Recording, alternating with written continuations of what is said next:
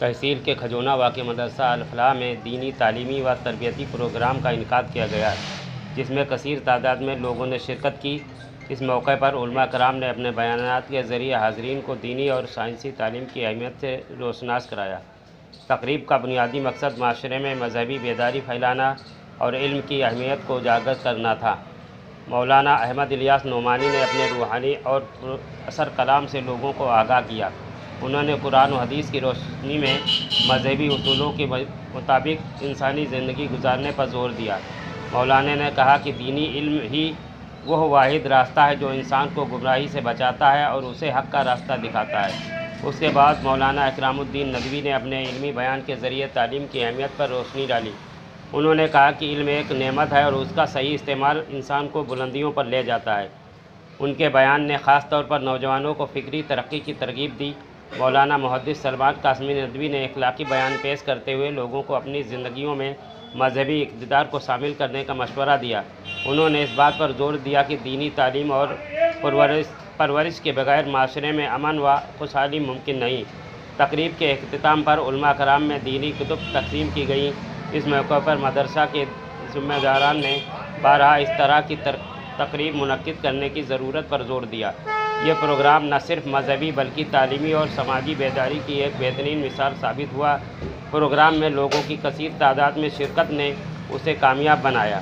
مدرسہ ناظم محمد معظم نے مہمان علماء کرام اور شرکاء کا تشکر کیا۔ آپ مجھے صابرین میں سے پائیں گے، میں ایسا ویسا نہیں نا سارے دنوں میں گھبرا رہی ہوں۔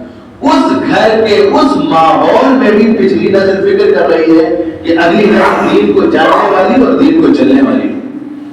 اس سلسلے میں ان کی اگلی نسل، ان کے بھتیجے حضرت یعقوب علیہ السلام کا قصہ بھی ذکر کیا ہے جو ہمارے یہاں بہت مشہور ہو گیا ہے کہ انہوں نے وقت انتقال اپنے صاحبزادگان کو جمع کیا اور پوچھا کہ یہ بتاؤ تم میرے بعد اللہ ہی کی عبادت کرو گے، کسی اور کی عبادت تو نہیں کرو گے؟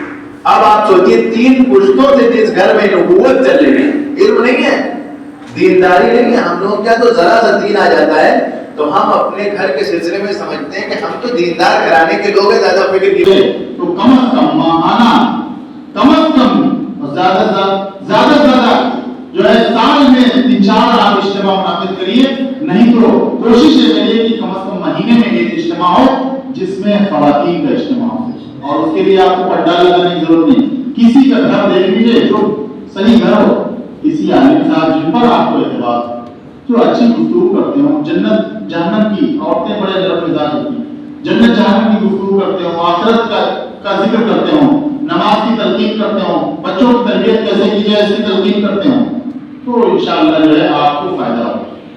میں لکھنؤ میں ایک جگہ ندوے کی مدرسے میں استاد ہوں، پڑھاتا ہوں، مدرس ہوں، تو اس محلے میں بڑا بگاڑ ہے، بڑا، میں اپنا تجربہ بتا رہا ہوں، بڑا بگاڑ تھا۔ ہمارے جو محترم ہیں وہ بہار کے ہیں، وہ یہاں آئے تھے ندوے سے فارغ ہونے کے بعد، ان کو اس مدرسے کا ذمہ دار بنا دیا گیا کہ آپ دیکھیے وہ مدرسہ ایسا تھا، یہ شیعہ کالج کے بغل میں جو راستہ گیا ہے موہن میٹنگ والا، یہی پر مدرسہ ہے۔ وہ سب ایسی آبادی تھی جہاں پر دارو کا ایک پہلے اڈا بھی تھا، ہندوؤں کی آبادی تھی، اسی سے سب مسلمان متاثر تھے، ابھی بھی اس کے اثرات نہیں ہیں۔ اب مدرسہ چلانا مشکل، روز عورتیں لڑنے آتے، اور کون عورتیں؟ مسلمان عورتیں، بڑا مسئلہ کہ کیسے کیا کیا جائے۔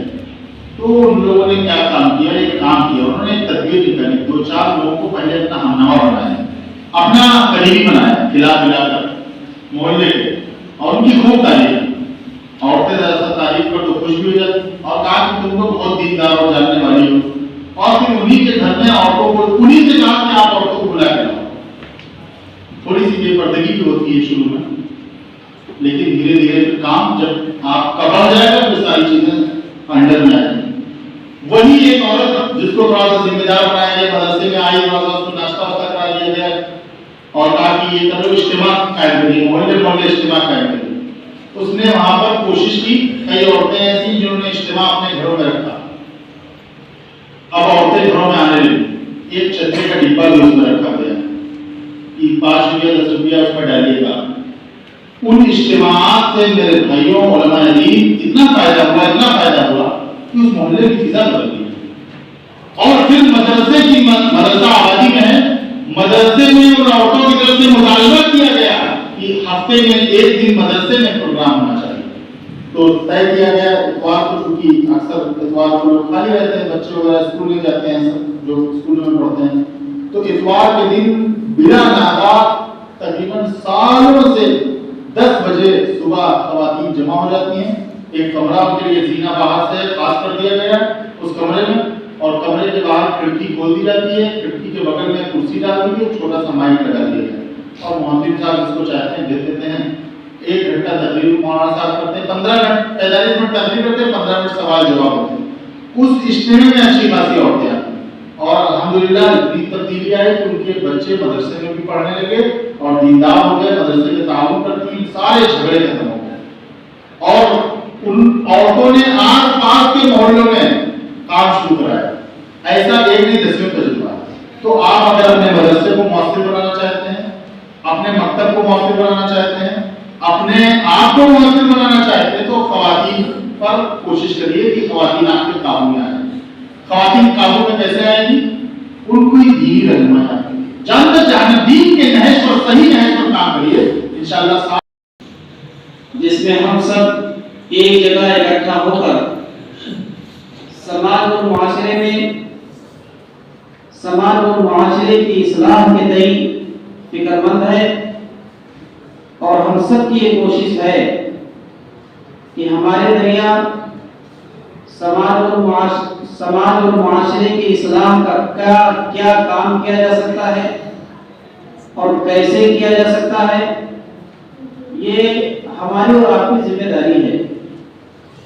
ذمہ داری اس وجہ سے بھی زیادہ ہے کہ ہم سب دعوت و تبلیغ کے سلسلے میں، دعوت و ارشاد کے سلسلے میں انبیاء کرام علیہ السلام کے وارث ہیں.